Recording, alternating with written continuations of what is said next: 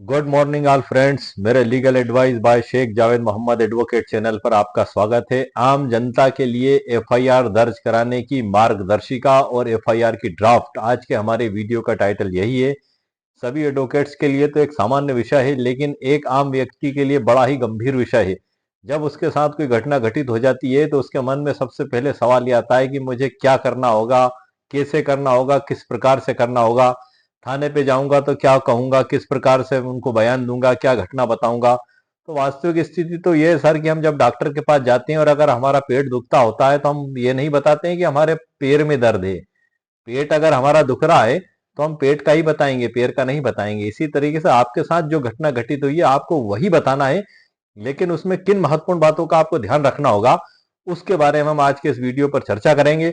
यदि आप थाने पर रिपोर्ट लिखाने जाते हैं तो कुल 7 एफआईआर की ड्राफ्ट मैंने आपके लिए तैयार करके रखी है ई बुक पीडीएफ के अंदर, जो मैं आपको आगे की जानकारी दूंगा। यदि आप थाने पर रिपोर्ट लिखाने गए तो आप थाने पर जब रिपोर्ट लिखाने गए, आपके साथ कोई गंभीर प्रकृति का संगीन अपराध हो गया है तो वो रिपोर्ट लिखेंगे और एफआईआर दर्ज करेंगे। ये उनके लिए नेसेसरी है। जो ललिता कुमारी विरुद्ध स्टेट ऑफ यूपी 2013 का सर्वोच्च न्यायालय का जो लैंडमार्क जजमेंट है, उसमें यही गाइडलाइन दी गई है। और अगर एफआईआर नहीं लिखी गई तो पुलिस के खिलाफ कार्रवाई करने संबंधी भी उसमें निर्देश दिए गए हैं, उसकी भी मैं आपको जानकारी दूंगा। अब सवाल ये उठता है कि जब आप थाने पर रिपोर्ट लिखाने गए एफआईआर, और पुलिस वालों ने आपकी रिपोर्ट लिखने से मना कर दिया, तब आपको क्या करना होगा, किस प्रकार से वरिष्ठ अधिकारियों को शिकायत करना होगी, किस प्रकार से अदालत में मुकदमा पेश होगा और वहां से आदेश होगा एफआईआर दर्ज करने का। फिर उनको एफआईआर दर्ज करके खात्मा खारिजा रिपोर्ट नहीं सर, एफआईआर ही कोर्ट में और चालान के साथ पेश करना होगी। खात्मा खारिजा भी पेश कर देते हैं कई बार, उसके भी हमारे पास में रास्ते हैं जो 193 की उपधारा 9 के तहत बताए गए बीएनएस एस एस 2023 में, उस पर मैं आपको जानकारी दूंगा। तो आज का वीडियो बड़ा महत्वपूर्ण वीडियो होने वाला है। मैंने कुछ बयान तैयार करके रखे हैं कुछ घटनाओं के आपके लिए। 7-8 प्रकार की घटनाएं जो संगीन प्रकृति के अपराधों में होती हैं, उन बयानों की भी जानकारी और एफआईआर की ड्राफ्ट की भी जानकारी। सबसे पहले मैं शुरू इसी बात से करता हूं और उसके बाद फिर हम इन टॉपिकों पर चलेंगे, इन कानूनों पर चलेंगे। जो महत्वपूर्ण कानून एक आम व्यक्ति के लिए और सभी व्यक्ति के लिए जानना बड़ा जरूरी है, क्योंकि यदि हमें इन कानूनों का ज्ञान होगा तो हम मायूस होकर घबरा कर घर में नहीं बैठेंगे। वरना अगर हमें इसका नॉलेज नहीं होगा तो हम सिर पकड़कर घबरा कर मायूस होकर घर पे बैठ जाएंगे। एक तो उस मुसीबत की मार, और दूसरी रिपोर्ट नहीं लिखने की मार, तीसरा आगे क्या करना है इसकी मार। ये जब 3-4 मार हमारे दिल और दिमाग पे पड़ती है सर, तो ये दिल और दिमाग हमारा हो जाता भट, एकदम से शून्य हो जाता, इतना गमगीन और दुखी हो जाता है कि हमें कुछ दिखाई और सुझाई नहीं देता।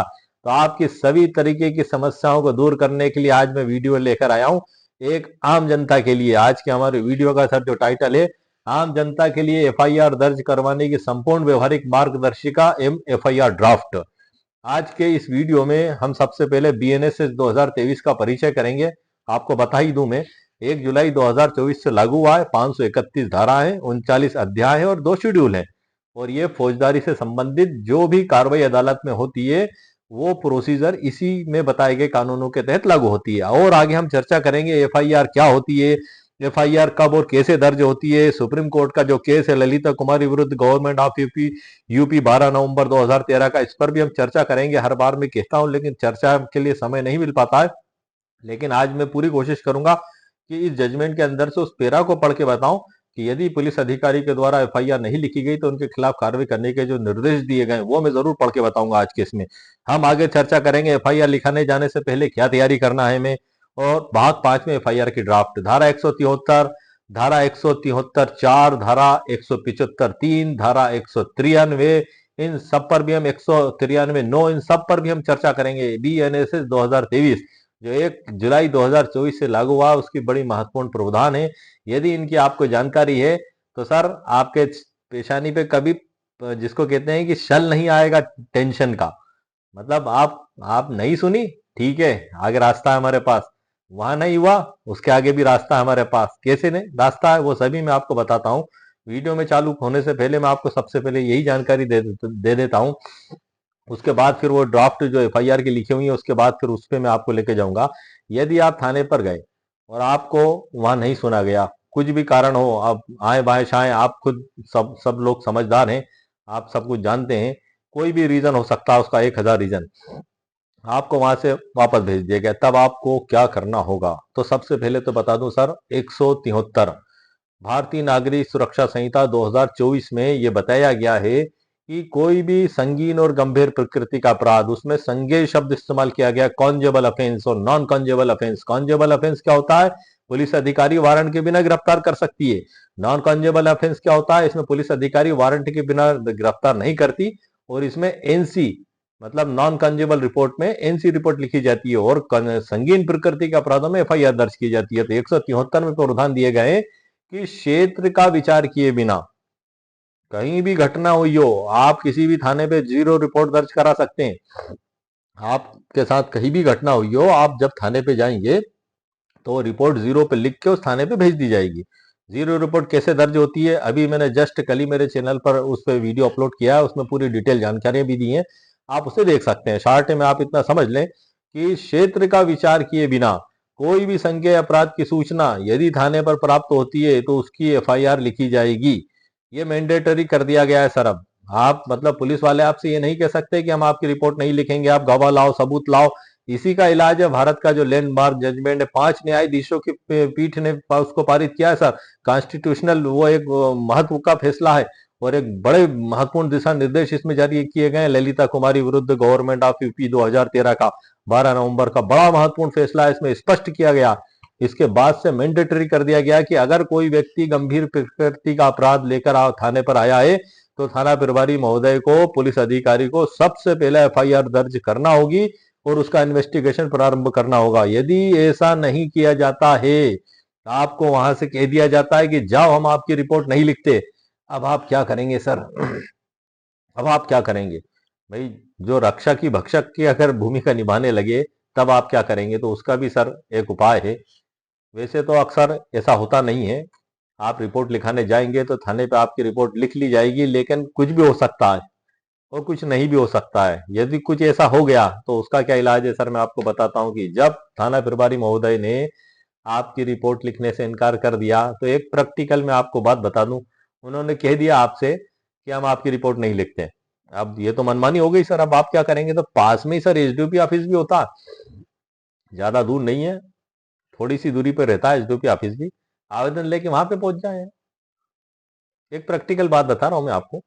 और जो कानूनी तरीका है वो मैं आपको बता दूं कि जब ऐसी स्थिति बनती है तो भारतीय नागरिक सुरक्षा संहिता 2023 की धारा उपधारा 4, इसमें प्रावधान दिए गए हैं कि आप रजिस्टर्ड डाक से संबंधित पुलिस अधीक्षक महोदय को इसकी शिकायत आप भेजेंगे कि हम इस तारीख को हमने थाना प्रभारी महोदय को आवेदन दिया है और हमारे आवेदन पर कोई भी सुनवाई नहीं की गई है, ना ही एफआईआर दर्ज की गई है, और इस प्रकार की संगीन वारदात, गंभीर घटना हमारे साथ घटित की गई थी, उसके बाद भी हमारी कोई सुनवाई नहीं की गई है, और अभियुक्त गण हमें जान से मारने की धमकियां लगातार दे रहा है। हमें हमारे पूरे परिवार को जान का खतरा है।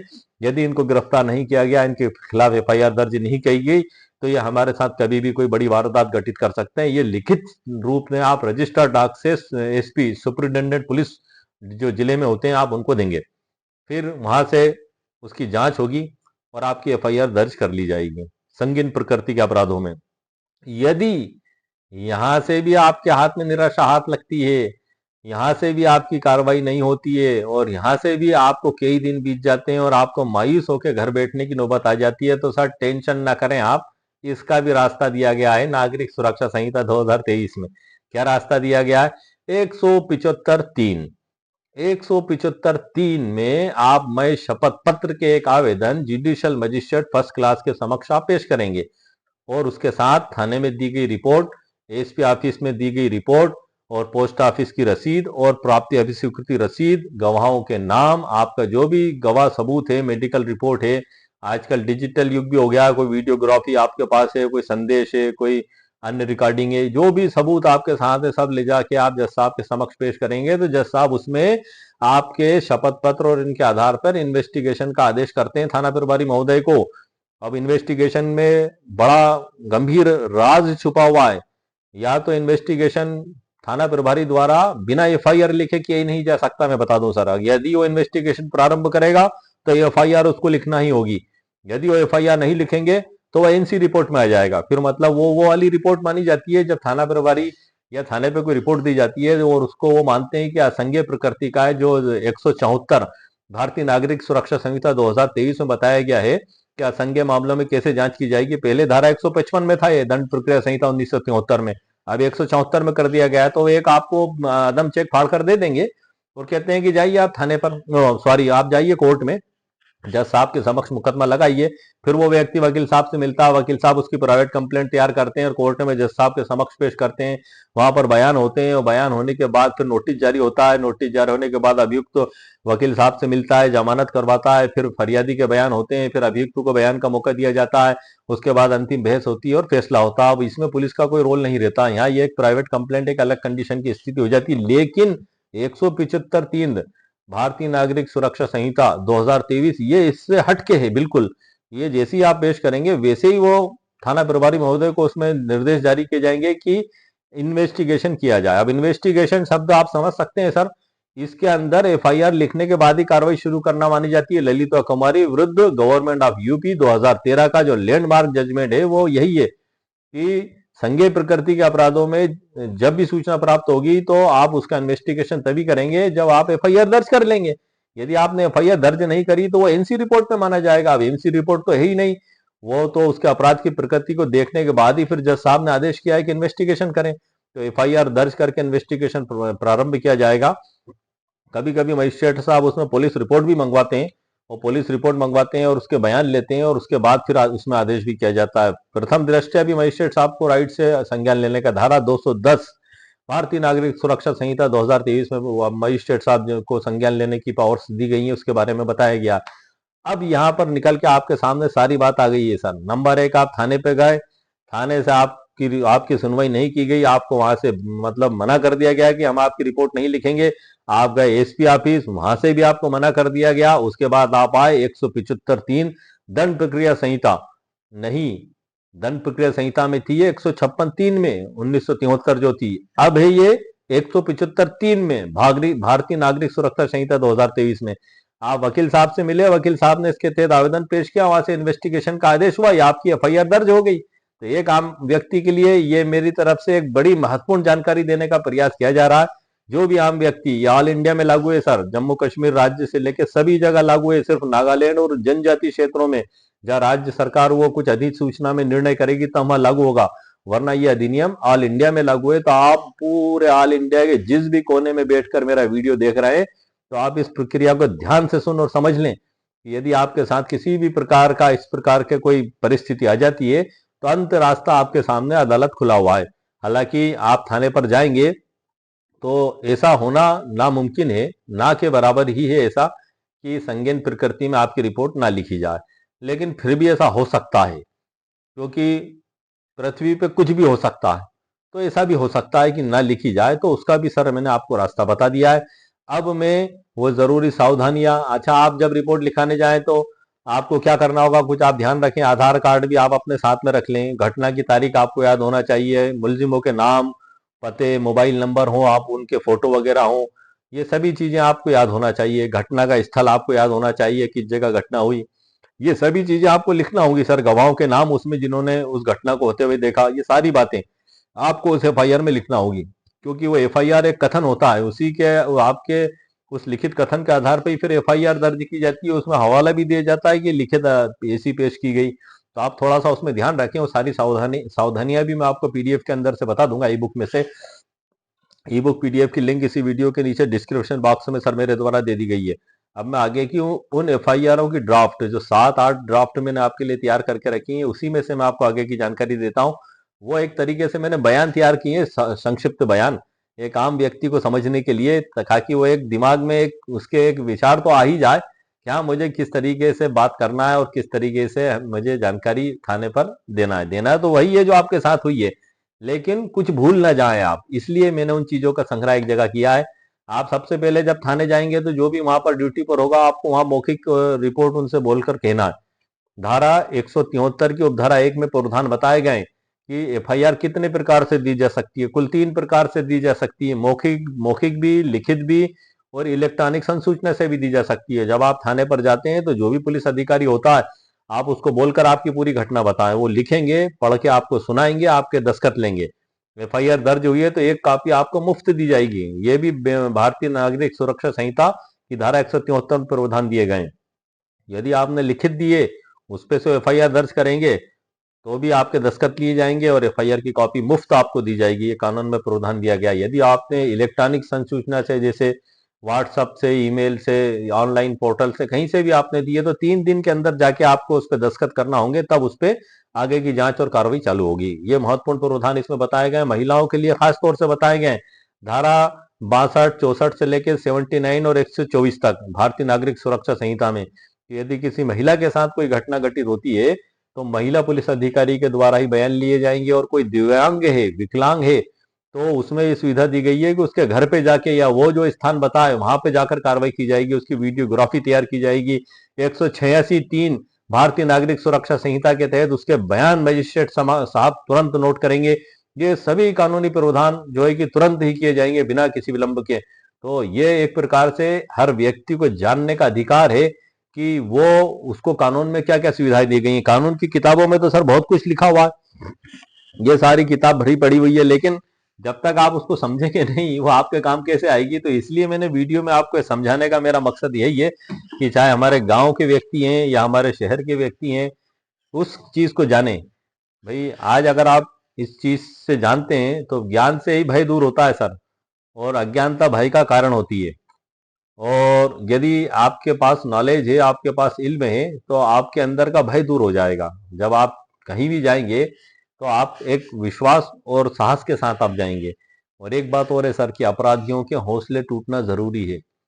कानून बनाया ही इसलिए गया है क्योंकि यदि अपराधियों के हौसले टूटेंगे तो अपराध टूटेगा। अपराधियों के हौसले बढ़ेंगे तो अपराध बढ़ेगा। तो अपराध कहीं भी होता है तो उसकी तुरंत सूचना आप थाने पर दें और ये यकीन रखें कि वहां से कार्रवाई होगी। अब मैं उन एफआईआरों की ड्राफ्ट आपको बताने जा रहा हूं और संभावित वो जानकारियां जो आपको ध्यान रखना है। और इसी के साथ में आपका परिचय उस ई बुक पीडीएफ के अंदर से भी मैं आपका करा दूंगा कि आखिर इस ई बुक पीडीएफ के अंदर क्या क्या लिखा हुआ। आइए सर, लेट्स गो। आम जनता के लिए एफआईआर दर्ज करवाने की संपूर्ण व्यवहारिक मार्गदर्शिका एवं एफआईआर ड्राफ्ट, यही हमारे वीडियो का आज टाइटल है सर, और ई बुक का भी यही मेरा टाइटल है। अब सबसे पहले मैं इससे परिचय वगैरह तो आपको बाद में कराऊंगा, सबसे पहले उन एफआईआरों की ड्राफ्ट पर आ जाता हूं, उन बयानों पर आ जाता हूं जो हम संभवतः थाने पर दे सकते हैं। आइए सर, सबसे पहले तो सर हम एफआईआर की एक जनरल ड्राफ्ट ले लेते हैं कि किस प्रकार से एफआईआर तैयार की जाएगी। एफआईआर मतलब होता है प्रथम सूचना रिपोर्ट, फर्स्ट इंफॉर्मेशन रिपोर्ट, या इसको ये भी कह सकते हैं हम शुद्ध हिंदी में, देशी भाषा में, कि आपके साथ जो घटना घटित हुई है उसकी जानकारी थाने पर जाकर देना। बस आप इतना समझ लें शुद्ध भाषा में। अब उसकी ड्राफ्टिंग कैसे होगी, यदि आपको टाइप करवाने की नौबत आती है तो उस पर हम चर्चा कर लेते हैं कि यदि कोई गंभीर प्रकृति का अपराध हुआ आपके साथ, संगीन प्रकृति का, संगीन आप जानते हैं, गंभीर भी आप जानते हैं, छोटी मोटी बात भी आप जानते हैं, किसी ने किसी को धक्का मार दिया, किसी ने किसी को थापड़ मार दिया, ये छोटे मोटे प्रकृति का अपराध है। अब किसी ने किसी को चाकू मार दिया, पेट में चाकू मार दिया, सिर में फर्शी मार दी, या तलवार से जानलेवा हमला कर दिया, बलात्कार कर दिया, लूट, चोरी, डकैती, हत्या, वो ये सभी संगीन प्रकृति के अपराधों में आते हैं। यदि ऐसे अपराध होता है तो आप सीधे ही थाने जाएं सर, रिपोर्ट लिखाने की जरूरत ही नहीं है। लेकिन फिर भी कई कंडीशन ऐसी हो जाती हैं कि कभी आपको रिपोर्ट लिखाने की नौबत भी आती है। इतने गंभीर प्रकृति से भी अपराधों में से कुछ कुछ कम संगीन प्रकृति के भी होते हैं। तो अब हम उसी पे चर्चा कर लेते हैं कि हम अगर नौबत आती है कोई सी भी रिपोर्ट की तो हमें किन बातों पर ध्यान देना है। जिसमें हम लिखेंगे सबसे पहला, सेवा में थाना प्रभारी महोदय, ऊपर थाना, जिला और जो भी है विषय, गंभीर अपराध की सूचना एफआईआर दर्ज करने हेतु। अब यहाँ गंभीर अपराध जो हुआ है सर आप लिख दें मेरा सिर फाड़ दिया, मेरे घर में रात में घुस के चोरी कर ली, या फलानी महिला को छेड़ दिया, या डकैती डाल दी, लूट कर ली, जानलेवा हमला किया, जो भी घटना आपके साथ घटित हुई है वो छोटी सी लाइन में आप विषय में लिख दें। ये संज्ञेय, या मैंने तो इसमें इतना लिखा, संज्ञेय अपराध की सूचना एफआईआर दर्ज करने हेतु। वह लिख दें आपके सर मेरे साथ जो है कि मैं रास्ते से निकल कर जा रहा था और मेरे रास्ते में इसने मेरे से कहा सुनी हुई, और कहा सुनी होने के बाद इसके हाथ में जो है कि लठ था, और लठ से इसने मेरे सिर पे जो मारा तो खून निकल आया और 4 टांके लगे, और लट में आगे लोहे की लोहांगी लगी थी, उसकी उस धारदार हथियार से मुझे चोट लगी। ऐसा आप छोटा सा उसमें लिख दें कि लोहे की लोहांगी से जानलेवा हमला करने बाबत माननीय महोदय ये तो आपका विषय हो गया। उसके बाद फिर माननीय महोदय जहाँ इसमें विषय में मेरे साथ हुई मारपीट की घटना की रिपोर्ट दर्ज करने हेतु आवेदन। अच्छा, ये तो मैंने एक उदाहरण आपको बताया है, और ये जो इसमें 7 उदाहरण मैंने लिखे हैं सर, जो भी घटना या इसके अलावा भी कोई घटना आपके साथ हो तो आप उसको उस एफआईआर में लिखेंगे। कौन कौन से हैं, जिसमें मैं एक पढ़ देता हूँ। आरोपीगण द्वारा प्रार्थी पर जानलेवा हमला कर सिर फाड़ देने संबंधी रिपोर्ट हो गई। दूसरी हो गई रात्रि में घर में घुसकर चोरी करने संबंधी रिपोर्ट हो गई। तीसरी हो गई जान से मारने की धमकी देने संबंधी रिपोर्ट। ये अलग अलग घटनाएं मैंने आपके लिए ढूंढ के लाया हूँ। इससे अलावा भी कुछ और भी घटनाएं हो सकती हैं, उसकी रिपोर्ट उसी आधार पर होगी। और घटना के विवरण में आपको वही घटना लिखना है जो आपके साथ हुई है। एक उदाहरण के तौर पे मैं आपको बता रहा हूँ यहाँ पे खाली। चौथा है बलात्कार या बलात्कार के प्रयास करने की रिपोर्ट। पांचवा अपहरण करने संबंधी रिपोर्ट। छठा है मोबाइल पर अश्लील फोन और कॉल करने संबंधी रिपोर्ट। और सातवां है लूट और डकैती करने संबंधी रिपोर्ट। इनमें जो भी हो आपके साथ वो आपको लिखें। अब हम इसका एक प्रैक्टिकल उदाहरण आगे बढ़ते हैं। ये तो विषय हो गया सर हमारा। माननीय महोदय, निवेदन है कि मेरे साथ नीचे लिखी घटना हुई है, कृपया मेरी शिकायत पर रिपोर्ट दर्ज करने की कृपा करें और उचित कार्रवाई की जाए। सबसे पहले आपको लिखना है नाम फरियादी, मतलब शिकायतकर्ता का पूरा नाम, पिता का नाम, उम्र, मोबाइल नंबर, जाति और पूरा एड्रेस। ठीक है सर। उसके बाद नाम आरोपीगण, एक आरोपी है तो एक से अधिक है तो सबके नाम आपको लिखना है। नाम, पिता का नाम, पता, मोबाइल यदि ज्ञात हो। यदि ज्ञात नहीं है तो लिखें जिस व्यक्तियों ने घटना देखी है उनका नाम, पता मुझे ज्ञात नहीं है। तो जिन्होंने देखी है उन गवाहों के नाम भी आप इसमें आगे लिख दें, जिसमें जो अभी आएगी आगे घटना में। तीसरा पॉइंट है हमारा, घटना कब और कहाँ हुई, तारीख, समय और स्थान लिखें।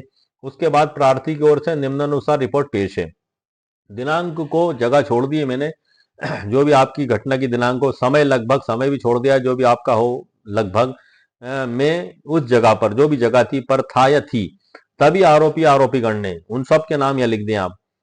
ने वहां स्पष्ट लिखे आप, मारपीट की, सिर फोड़ दिया, गाली गलौज की, धमकी दी, चोरी की, लूट की, घर में घुसे, अपहरण किया, बलात्कार किया, अश्लील हरकत की, जो भी घटना घटित हुई हो आपकी, जो भी हो वो घटना का विवरण आप यहाँ पर लिख दें। इस घटना से मुझे मेरे परिवार को नुकसान, चोट, डर और परेशानी हुई है। मेरी जान को भी खतरा है और आरोपीगण खुलेआम घूम रहे हैं। अतः निवेदन है कि आरोपीगण के विरुद्ध रिपोर्ट दर्ज कर आवश्यक कार्रवाई की जाए और कानूनी अनुसार कार्रवाई की जाए।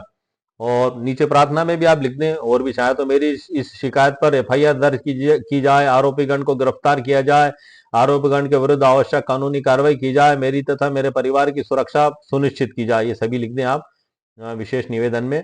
मतलब ये सर कोई बहुत बड़ा रॉकेट साइंस नहीं है रिपोर्ट लिखना, लेकिन ये रॉकेट साइंस तब हो जाता है जब हम कानून की एबीसीडी भी नहीं जानते हैं। सारे वकील साहब तो जानते हैं, लेकिन एक आम व्यक्ति के लिए बड़ा ये रॉकेट साइंस तब बन जाता है कि अब मैं क्या करूं, अब मैं क्या करूं। तो आपके ये क्या करूं का एक प्राइमरी जवाब देने की मेरे द्वारा कोशिश है। अब हम आगे बढ़ते हैं। इसमें नीचे दिनांक और फरियादी के हस्ताक्षर लिख दें।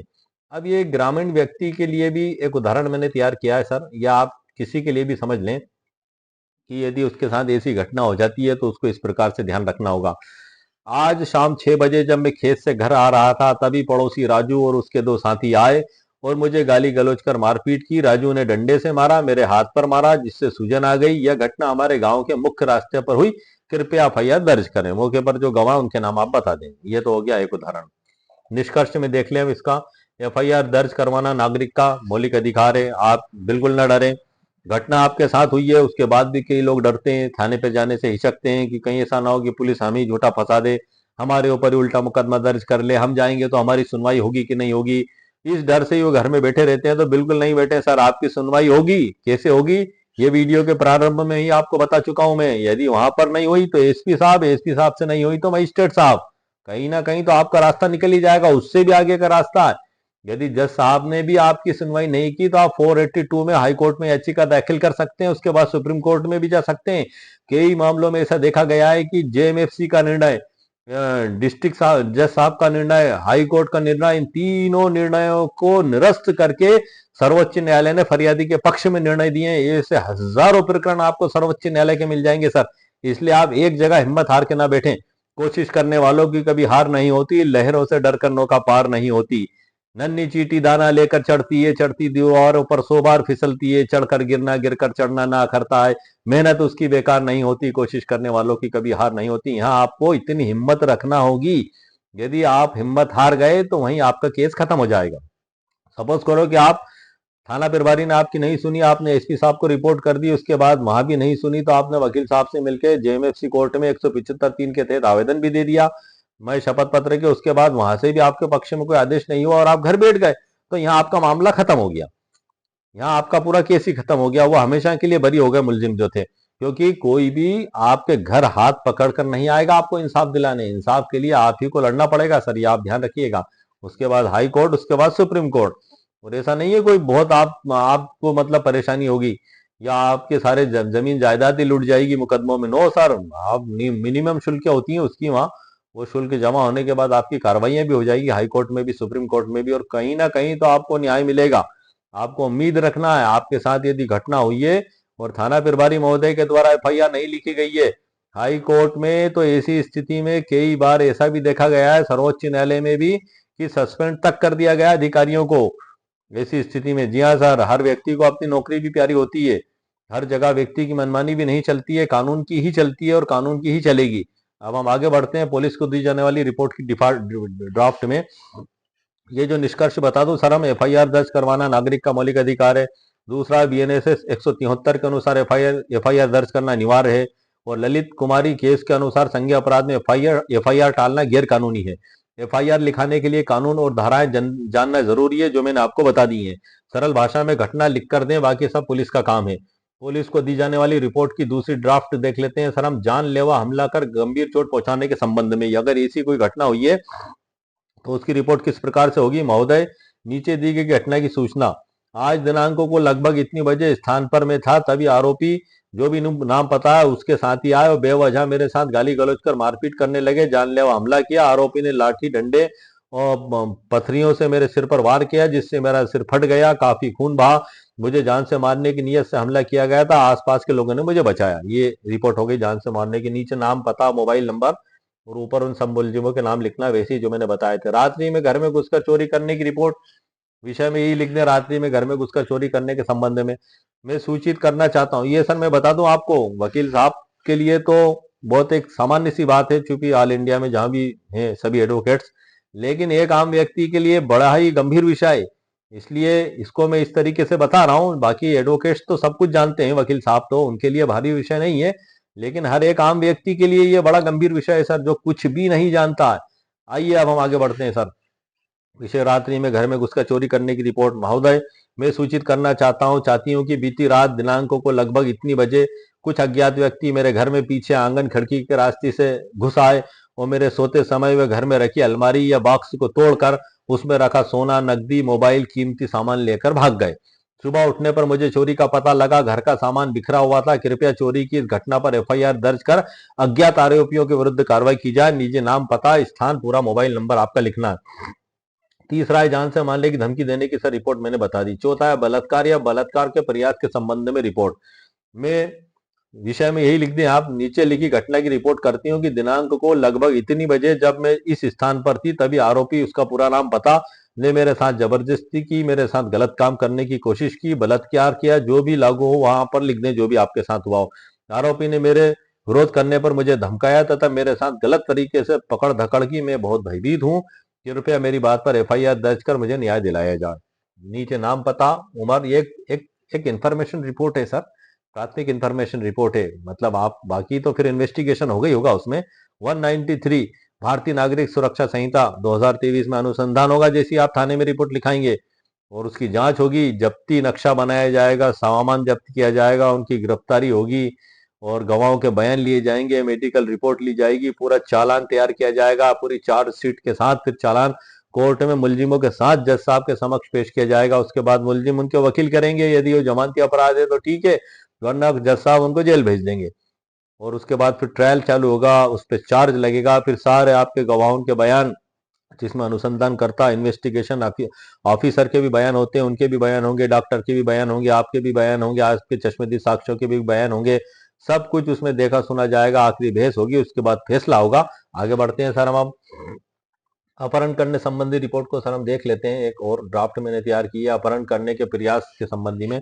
महोदय, में सूचित करने में आता है कि दिनांकों को लगभग इतनी इतनी बजे जब मेरा बच्चा, भाई, बहन, परिजन जो भी नाम हो घर, स्कूल, बाजार जा रहा था, तभी आरोपी जो भी उसका नाम है या अज्ञात है ने जबरदस्ती से उसे गाड़ी आबलिक बाइक पे बैठाने की कोशिश की और उसे जबरदस्ती ले गया और उसका अपहरण कर लिया। पास के लोगों ने शोर मचाने पर आरोपी ने उसे छोड़ दिया या लेकर भाग गया। जो भी स्थिति हो, कृपया तुरंत एफआईआर दर्ज करें और बच्चे की सुरक्षा सुनिश्चित की जाए और आरोपियों को पकड़ा जाए। मोबाइल पर अश्लील फोन करने संबंधी रिपोर्ट किस प्रकार से लिखी जाएगी? सर, विषय में आपको लिखना है मोबाइल पर बार बार अश्लील एवं गंदी बातें करने वाले फोन कॉल के संबंध में रिपोर्ट। महोदय, सूचित करने में आता है कि पिछले कई दिनों से मेरे मोबाइल नंबर पर एक अज्ञात नंबर, जो नंबर आता है उसका नंबर आप लिख दें, से बार बार अश्लील और गंदी बातें की जा रही हैं। कॉल करने वाला मुझे धमकाता और परेशान करता है। मैं बहुत परेशान हूं। मैं अपनी सुरक्षा को लेकर चिंतित हूं। कृपया एफआईआर दर्ज कर इस नंबर की जांच की जाए और कार्रवाई की जाए। बहुत बढ़िया रिपोर्ट है सर, इतनी दे दें बस, काम हो जाएगा, आपकी जांच चालू हो जाएगी। उसके बाद है लूट और डकैती करने संबंधी रिपोर्ट। विषय में लूट और डकैती के संबंध में, महोदय, आज दिनांकों को सब में वही है सर। आज दिनांकों को लगभग इतनी बजे इस स्थान पर मैं था, तभी 3-4 अज्ञात लोग आए, मुझे पकड़कर धमकाया तथा मेरे पास रखा मोबाइल, पैसे, सामान जबरदस्ती मुझसे छीन लिया। मेरे द्वारा विरोध किया गया तो मेरे चाकू अड़ा दिया मेरी गर्दन पे, या बंदूक का कट्टा रख दिया और कहा कि अगर शोर मचाया तो गोली से तुझे हम जान से मार देंगे, और ये सब सामान छीन कर लेकर भाग गए। कृपया साहब इसकी जांच की जाए, मुझे मेरा सामान दिलाया जाए और मुलजिमों के खिलाफ कड़ी से कड़ी कार्रवाई की जाए। ये हो गया सर इसमें। अब आते हैं सर हम सर्वोच्च न्यायालय के फैसले पे। हर बार में इसके उन महत्वपूर्ण पॉइंटों को बता नहीं पाया था, आज मैं बताता हूं सर आपको। इसका पेरा जिसमें पुलिस के खिलाफ निर्देश के आदेश दिए गए, ये है सर हमारा भारत का सर्वोच्च न्यायालय ललिता कुमारी बनाम उत्तर प्रदेश सरकार एवं अन्य 12 नवंबर 2013 का फैसला है। मैं सीधे सर इसके उस आईवी फैसले पर आता हूं जिसमें ये लिखा है कि यदि पुलिस अधिकारी को संज्ञेय अपराध का पता चलता है, ध्यान से सुनिएगा सर, ये लैंडमार्क जजमेंट है, इसमें आप ध्यान से सुनिएगा। यदि पुलिस अधिकारी को संज्ञेय अपराध का पता चलता है तो अपराध दर्ज करने के अपने कर्तव्य से बच नहीं सकता। यदि पुलिस अधिकारी को प्राप्त सूचना से संज्ञेय अपराध का पता चलता है तो एफआईआर दर्ज न करने वाले दोषी अधिकारियों के विरुद्ध कार्रवाई की जानी चाहिए। ये भारत के सर्वोच्च न्यायालय ने इस लैंडमार्क जजमेंट में कहा है। बहुत बड़ी बात है, 5 न्यायाधीशों की पीठ का फैसला है, कॉन्स्टिट्यूशनल स्तर का फैसला है, और इसमें प्रारंभिक जांच के बारे में भी बताया है। और ये तो क्लियर इसमें बताया है सर कि एफआईआर संज्ञेय अपराध में आपको लिखना होगी। यदि सूचना से संज्ञेय अपराध का खुलासा होता है तो संहिता की धारा 154 के तहत एफआईआर दर्ज करना अनिवार्य है, और इस स्थिति में प्रारंभिक जांच की अनुमति नहीं है। 154 भारतीय दंड संहिता 1860 की धारा है सर। अब 1 जुलाई 2024 से ये धारा 154 की जगह 173 हो गई है। भारतीय नागरिक सुरक्षा संहिता, इसकी धारा 173 हो गई है एफआईआर से रिलेटेड, और वो थी पहले 174। जीरो एफआईआर भी इसके अंदर ही आती है, कोई वही जीरो एफआईआर अलग से नहीं होती है सर। उसमें भी सारी प्रोसीजर यही है, उसमें भी खाली उसमें फर्क ये है कि घटना आपके साथ कहीं और हुई है, वो आपके क्षेत्राधिकार में नहीं है, तो आप क्षेत्राधिकार में नहीं रोका गया, आप किसी भी थाने में लिखा दें आप रिपोर्ट, जीरो पे दर्ज करके उस क्षेत्राधिकार वाले थाने पे भेज दी जाएगी। उनके द्वारा पूरा इन्वेस्टिगेशन करके चालान रिपोर्ट लिखकर एफआईआर लिखकर चालान तैयार करके कोर्ट में जज साहब के समक्ष पेश किया जाएगा, वहां ट्रायल चालू होगी। वही प्रोसीजर जो मैंने आपको बताई थी। यदि इस प्राप्त सूचना से संज्ञेय अपराध का खुलासा नहीं होता है लेकिन जांच की आवश्यकता का संकेत मिलता है तो प्रारंभिक जांच केवल यह पता लगाने के लिए की जा सकती है कि संज्ञेय अपराध का खुलासा हुआ है या नहीं।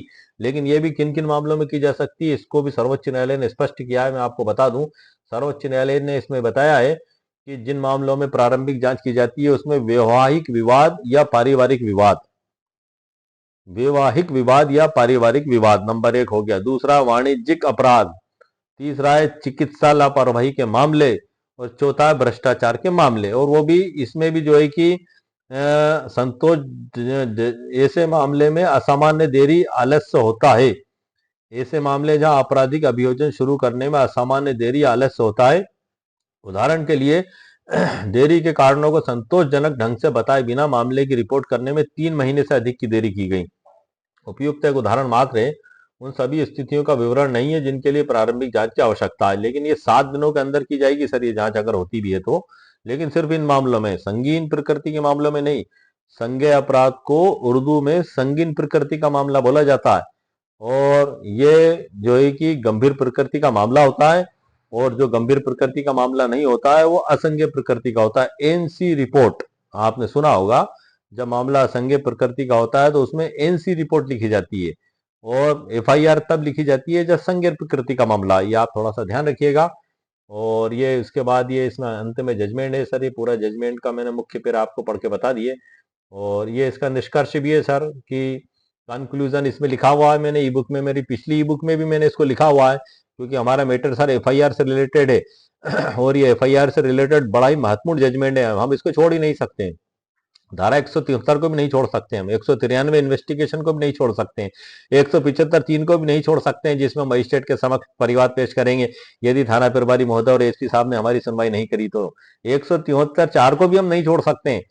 क्यों? क्योंकि यदि थाना प्रभारी ने नहीं हमारी सुनी तो हम थाना प्रभारी के खिलाफ एसपी साहब को आवेदन देंगे। तो इनको हम भला कैसे छोड़ देंगे? ये सब तो एक ही सीरीज में एक दूसरे से जुड़े हुए हैं, तो ये तो हर ई बुक में मेरा आएगा ही आएगा, आप ध्यान रखिएगा ये बात। और मुख्य मुद्दा हमारा बदला जाएगा, जैसे कि मुख्य मुद्दा मैंने भी आपको बताया है। अब इसमें कुछ और महत्वपूर्ण जानकारी भी सर हम देख लेते हैं। ये इसमें जो बताया है सर, इसकी सरल व्याख्या में मैंने आपको बता दूं उसके मुख्य पेरा। संज्ञेय अपराध में एफआईआर दर्ज करना अनिवार्य है। दूसरा, किन मामलों में प्राइमरी इंक्वायरी की अनुमति है, मैंने आपको बता दिया सर। तीसरा है हमारा, प्राइमरी इंक्वायरी की आड़ में एफआईआर टालना अवैध है। चौथा है, सूचना इन्फॉर्मेशन का विश्वसनीय होना एफआईआर के लिए आवश्यक नहीं।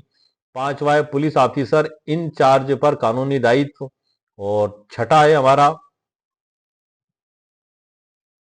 प्राइमरी इंक्वायरी की सीमाएं जो 7 दिन बताई गई है, इसमें बुक में 14 दिन दी गई है। पीड़ितों का अधिकार और निष्कर्ष और मूल सिद्धांत ये बताया गया। उसके बाद सर जीरो एफआईआर क्या है, कब और कैसे दर्ज होती है, बीएनएसएस 2023 धारा 173 की संपूर्ण व्याख्या। इस पे मैंने सर पिछला वीडियो बनाया है जो मेरे चैनल पर अपलोडेड है, उसकी ई बुक भी उसी वीडियो के नीचे डिस्क्रिप्शन बॉक्स में मेरे द्वारा दे दी गई है। यदि आपको आवश्यकता महसूस हो तो आप उसको वहां से ले सकते हैं। अब एफआईआर क्या होती है सर, ये तो मैंने आपको बता दिया। कब और कैसे दर्ज होती है थोड़ा सा मैं बता दूं। संज्ञेय अपराध में दर्ज करना अनिवार्य है, ये 173 एक में आता है सर। यदि किसी व्यक्ति को संज्ञेय अपराध की सूचना मिले तो पुलिस थाने का प्रभारी अनिवार्य रूप से एफआईआर लिखेगा। कोई बहाना नहीं चलेगा सर यहाँ पर। कौन से बहाना? वो ऐसा नहीं कह सकते आपसे कि जाओ कोर्ट में आवेदन दो, पहले जांच होती है फिर हम दर्ज करेंगे, या घटना हमारे क्षेत्र की नहीं है, साक्ष्य लाओ तब दर्ज करेंगे। मतलब इस प्रकार की कोई भी बात नहीं कर सकते हैं थाने से। आपको एफआईआर उनको दर्ज करना ही होगी। ये ललिता कुमारी में लैंडमार्क जजमेंट में सर यही बताया गया, और 173 में भी यही बताया गया है। जीरो एफआईआर है, अगर घटना किसी दूसरे थाना क्षेत्र में हुई हो तब भी पहला थाना जीरो एफआईआर दर्ज करेगा और बाद में उचित थाने को भेज देगा। इससे नागरिक को थाना ढूंढने की झंझट नहीं होती है। सुप्रीम कोर्ट का ऐतिहासिक निर्णय के बारे में सर मैंने आपको बता दिया है, उसका पेरा पढ़ के। और एफआईआर लिखने में जाने से पहले क्या क्या तैयारी करें, कुल 6 पॉइंट इसमें मैंने लिखे हैं। नंबर 1, घटना की तारीख आप ध्यान रखें, घटना का समय आप ध्यान रखें, घटना का स्थान आप ध्यान रखें जिस जगह पे हुई है, घटना का पूरा विवरण रखें, आप भूले नहीं, अपराधियों के पूरे नाम, पते और किस तरह की हानि और आपको नुकसान हुआ। ये कुल 6 बातें हैं। इसके अलावा भी और कुछ है तो आप ध्यान रखें, लेकिन मैंने आपको समझाने के लिए बता दी है कि आप इन चीजों का ध्यान रखें एफआईआर लिखाने जाने से पहले। और इसके बाद हम देखते हैं सर एफआईआर कैसे लिखवाएं आप। तो इसको भी कुल 5 भागों में मैंने बांटा है, 6 भागों में उनको समझ लेते हैं। सीधे ड्यूटी ऑफिसर से मिले, जैसे ही आप थाने में जाएं, किसी उच्च अधिकारी की तलाश ना करें, जो भी ड्यूटी पे उनसे जो भी घटना हो ये बोल दें आप, सीधे उनको बता दें सारी घटना, सारी ये बातें को ध्यान में रखते हुए वो लिखित की। और जब पूरी आपकी एफआईआर लिखा जाए वो आपको पढ़ के सुनाएगा, आप पढ़ लें, दस्तखत कर दें। उसके बाद एफआईआर की एक कॉपी आप ले लें, क्योंकि निःशुल्क दिए जाने का प्रावधान है 173(2) में। एफआईआर की एक कॉपी शिकायतकर्ता को मुफ्त दी जाएगी। अगर पुलिस एफआईआर दर्ज नहीं करे तो मैंने सर आपको बता ही दिया, 173(4) के तहत शिकायत होगी उच्च अधिकारियों को। सर मैं थोड़ा सा आपका 1 मिनट का समय लूंगा, ज्यादा समय नहीं लूंगा। ये बुक मेरे हाथ में है और मैं पुलिस थाने के, हाँ सर ये बुक के शब्द ही सर मैं थोड़ा सा पढ़ देता हूँ। 173(4) में, कोई व्यक्ति जो किसी पुलिस थाने के बाहर साधक अधिकारी के द्वारा उपधारा 1 में निर्दिष्ट इतला को अभिलिखित करने से इनकार करने से व्यतीत है, ऐसी इतला का सार लिखित रूप में वो डाक द्वारा संबद्ध पुलिस अधीक्षक को भेज सकता है। और यदि उसका समाधान हो जाता है कि ऐसी इतला से किसी संज्ञेय अपराध का किया जाना प्रकट होता है, तो या तो स्वयं मामले का अन्वेषण करेगा या अपने अधीनस्थ किसी पुलिस अधिकारी द्वारा इस संहिता द्वारा उपबंधित रीति से अन्वेषण किए जाने का निर्देश देगा। ये काम एसपी साहब करेंगे इस प्रकार का। और उस अधिकारी को उस अपराध के संबंध में पुलिस थाने के बाहर साधिक अधिकारी की सभी शक्तियां होंगी, जिसके ना हो सकने पर ऐसा व्यथित व्यक्ति मजिस्ट्रेट का आवेदन कर सकता है। तो ये हो गया सर हमारा ये 173 4 है सर। यहाँ मैं आपको 4 कर देता हूँ, ये क्योंकि 3 लिखा गया था, ये गलती से टाइपिंग मिस्टेक से, तो इसलिए मैंने बुक में से भी पढ़ के बताई और 4 कर दिया। ये आपको आवेदन देगा और 175 3 में कोर्ट में जज साहब के समक्ष आवेदन देना होगा। 175 3 के तहत कैसे आवेदन दिया जाएगा, इसकी ड्राफ्ट क्या होगी, इस पे सर मैं नेक्स्ट वीडियो बनाऊंगा। क्योंकि मेरे पास जो 28 लाख का जो एक मुकदमा आया था, एक व्यक्ति के साथ चीटिंग की गई थी, 3 लोग उसके घर पर आए थे, 8 बार आए थे, एक को वो बचपन से जानता था और उसको प्रेरित किया, मोटिवेट किया कि आप यहाँ रुपया लगाओ तो इतने लाख रुपए आपको प्रॉफिट मिलेगा और मूल राशि भी मिलेगी। इसी भरोसे और विश्वास ने उसने 28 लाख दे दिए, जिसमें 27 लाख का आरटीजीएस ट्रांजेक्शन है उसके पास में, एसबीआई बैंक से उसके द्वारा किया गया था, और दूसरा भी गूगल पेमेंट से अभियुक्त के खाते में किया गया था। वो पैसा जैसे ही उनके अभियुक्त गण के खाते में जमा हुआ, 10 मिनट के अंदर ही वो भी दूसरी स्टेट का खाता दिया था, उस स्टेट में से निकाल के तीसरी स्टेट में लिए गए सर, वो एक ट्रिवल्स के खाते में। अब पुलिस को जब उसके द्वारा रिपोर्ट की गई तो पुलिस के द्वारा सुनवाई नहीं की गई सर, वही मामला आ रहा है सर, ये प्रैक्टिकल में मेरे पिछले वीडियो में भी बता चुका हूं। पुलिस ने नहीं सुनी, एसपी साहब ने भी नहीं सुनी, फिर भी वरिष्ठ अधिकारियों को उसके द्वारा लगा शिकायत की गई, प्रधानमंत्री कार्यालय का ऑनलाइन पोर्टल पर शिकायत की गई, फिर कहीं जाके उसकी एफआईआर को दर्ज किया गया, और दर्ज करने के बाद भी उसको बेचारे को कुछ भी अभी तक हाथ नहीं लगा। क्यों नहीं लगा? क्योंकि उस पर जांच ही नहीं की जा रही थी पुलिस के द्वारा। पुलिस हाथ पे हाथ रखकर बैठी हुई थी, 1 साल का समय बीत गया था, तब उसने 175 3 के समक्ष 175 3 BNSS 2023 के तहत जज साहब को आवेदन दिया था, मैं शपथ पत्र के सारे रिकॉर्ड के साथ।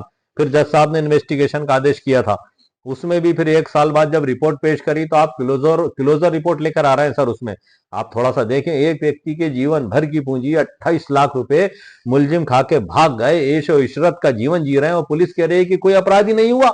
ये तो असंज्ञेय प्रकृति का अपराध है, जबकि 420 में 7 साल की सजा का प्रावधान है। संज्ञेय प्रकृति का अपराध है और अजमानती अपराध है सर। अब 420 को 3 भागों में तोड़ दिया गया, उसमें 2 और 3 को जमानती कर दिया गया, और 318 की उपधारा 4 जो है वो संज्ञेय और अजमानती है सर। तो गंभीर प्रकृति के मामलों में आता है। फिर हमने जज साहब के सामने निवेदन किया, आर्गुमेंट की, 193 9 का आवेदन पेश किया, 175 3 का आवेदन पेश किया, और भी हमने आवेदन पेश किए। अभी फाइल जज साहब ने उनकी पेटी में रखी हुई है अध्ययन के लिए।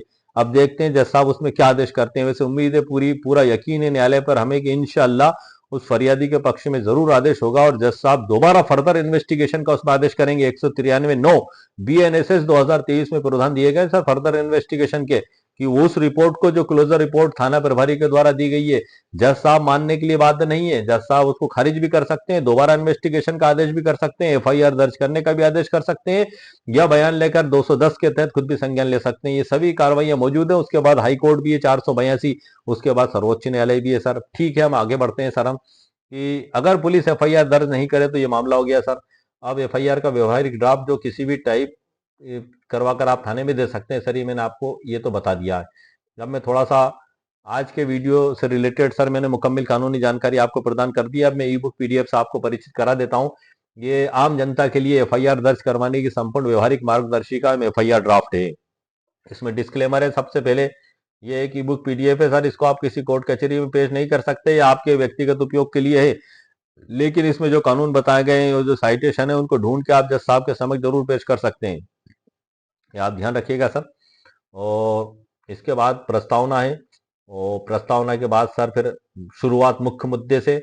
जो हमारा मुख्य मुद्दा है कि आम जनता के लिए एफआईआर दर्ज करवाने की संपूर्ण व्यवहारिक मार्गदर्शिका ड्राफ्ट है। उसके बाद फिर अध्याय चालू होंगे सर, 1 2 3 4, और ये अध्यायों को मैं छोड़ नहीं सकता हूं क्योंकि एक दूसरे से रिलेटेड है। अगर छोड़ दिया तो फिर आपकी समझ में भी कुछ नहीं आएगा और आपको क्या और किस प्रकार से करना है। हालांकि मैं जो नेक्स्ट वीडियो बनाऊंगा 175 की उपधारा 3 BNSS 2023 का, वो पूरी ड्राफ्ट पे ही बनाऊंगा सर। वो प्रैक्टिकल ड्राफ्ट जो मेरे खुद के द्वारा मेरे पक्षकार की ओर से जज साहब के समक्ष पेश की गई, 1 साल से विचाराधीन थी, और उसमें क्लोजर रिपोर्ट आ गई। क्लोजर रिपोर्ट के बाद हमने उसमें जो जो आपत्तियां की, 193 3 का आवेदन पेश किया, और अन्य भी आवेदन हमने पेश किए। पहला सर फैसला आ जाने दें, हमारे पक्षकार के हक में इंशाल्लाह फैसला आएगा। जैसे ही फैसला आता है तो मैं उस पर आपको स्पेशल वीडियो बनाऊंगा प्रैक्टिकल रूप से, क्या इस प्रकार से इसमें हमारे साथ मुख्य कार्य हुआ है और हमें इंसाफ प्राप्त हुआ है और हमारी कार्रवाई आगे बढ़ गई है। हमारे 28 लाख रुपए डूबने से बच गए, क्योंकि मुलजिम तो ये चाहते ही है, वो तो जी जान से लगे थे, पूरे हर तरफ से पूरी पावर लगा दी थी उन्होंने कि एफआईआर कैसे खारिज हो, और कहीं ना कहीं वो थाना प्रभारी के द्वारा खारिजा रिपोर्ट पेश कर दी गई। अब वो नो टेंशन, कि हमारा सारा खतरा टल गया, ना तो हमारी गिरफ्तारी होगी और पुलिस भी नहीं करेगी, और जज साहब ने भी अगर खारिज कर दिया तो नो टेंशन, अपराधी खुले घूमेंगे सर। और जिस जगह अन्याय होता है और अपराधी अगर खुले घूमते हैं तो वहां सर फिर अराजकता फैलती है, फिर वहां इंसाफ नहीं रहता।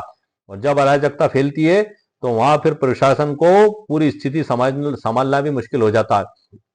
कानून इसलिए बनाया गया है, जजों की नियुक्ति इसी के लिए की गई है। जज साहब उसके हर पहलू को देखते हैं और उनके द्वारा इंसाफ किया जाता है। हर बारीकी से देख के हर चीज को समझने के साथ ही न्याय किया जाता है। और न्याय आज भी जिंदा है और न्याय पे हमारा पूरा भरोसा, न्यायालय पे हमारा पूरा भरोसा है। इस प्रकार के मामले भी यदि आपके साथ हुए हैं तो आप धीरज रखें, आगे बढ़ते रहें। आगे की जानकारी मैं आपको बता दूं कि शुरुआत मुख्य मुद्दे से, और सर इसके बाद फिर हमारी पूरी डिटेल जानकारी इसमें आ जाएगी।